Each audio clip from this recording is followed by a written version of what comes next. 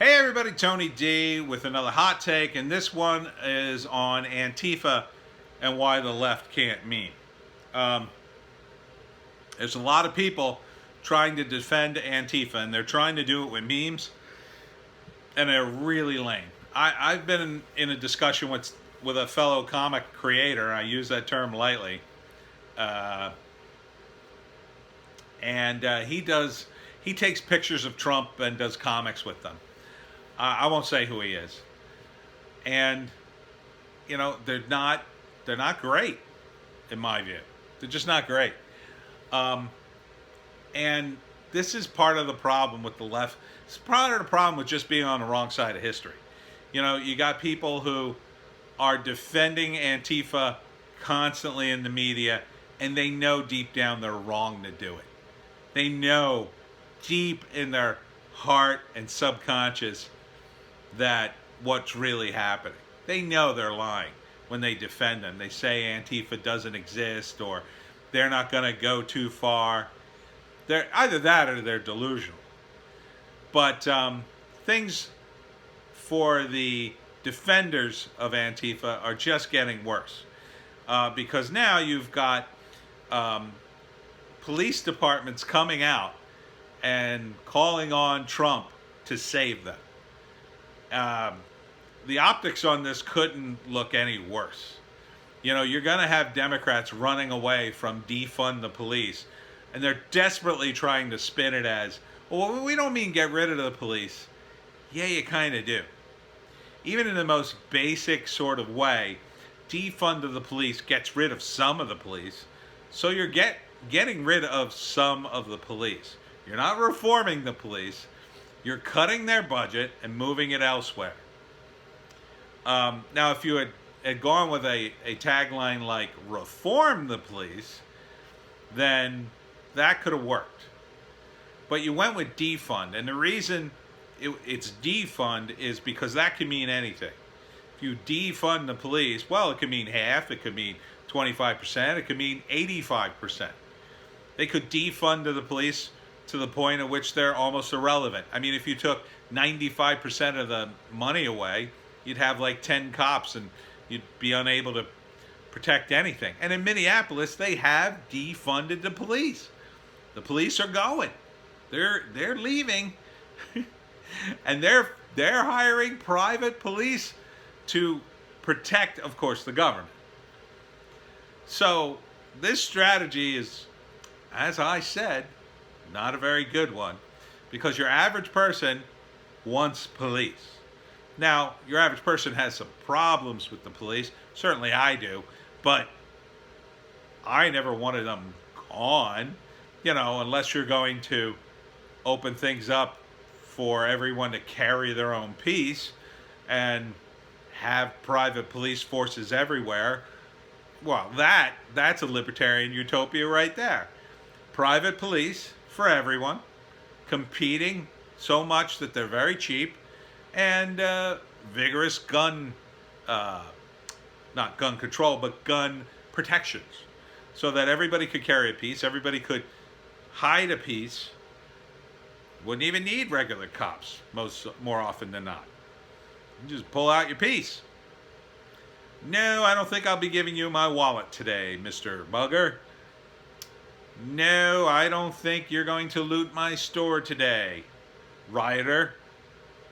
That's what it is.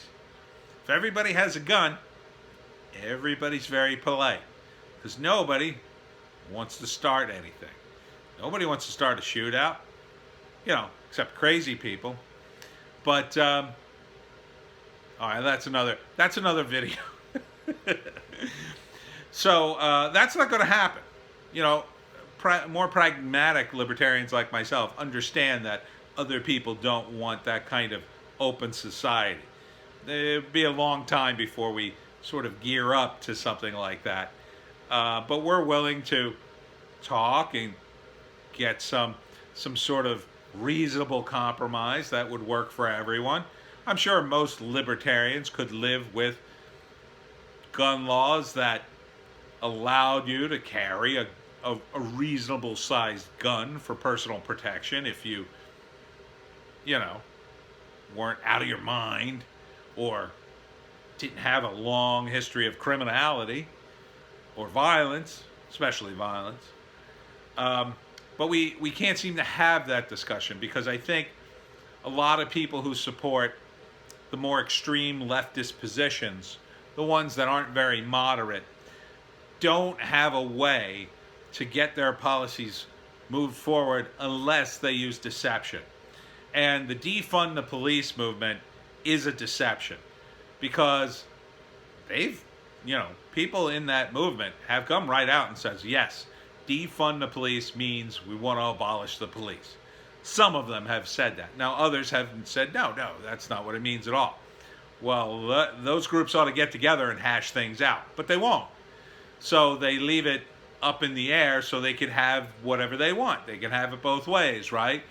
And part of that is a politician thing because the politicians who do support a more moderate view can hopefully get people on board who support those extreme views and vote, and everybody votes for them, right? Yeah, the thing is that doesn't work on the extreme left. Most of those guys do not vote. They're young, they're idiots, they, are willing to riot and throw a brick through a window. They're really not willing to register to vote or even show up to the polling place. They just won't. And in fact, I think this year, I'd expect a lot of violence in some of the polling places. I think these idiots will make their last stand in November, and it's going to be ugly. It's going to be ugly. And by the way, dummies, that's a huge federal crime. That will make us look like a third world nation if you start a big protest at the polling station. That'll be the final nail in the Democratic coffin, I think. They're going to lose big. They're going to lose big. As Tim Pool's reporting, and this is true, and it's funny he's reporting this because just yesterday he was chastising Trump for making the wrong move, and now he's chastising the Democrats for falling into Trump's trap. Which is it, Tim? I think it's the latter. I think Trump had the perfect position, which is he goes in, he only does the federal stuff. He sent federal agents to protect federal property. Totally legal. Let the Democrats shoot themselves in the foot again and scream and overreach.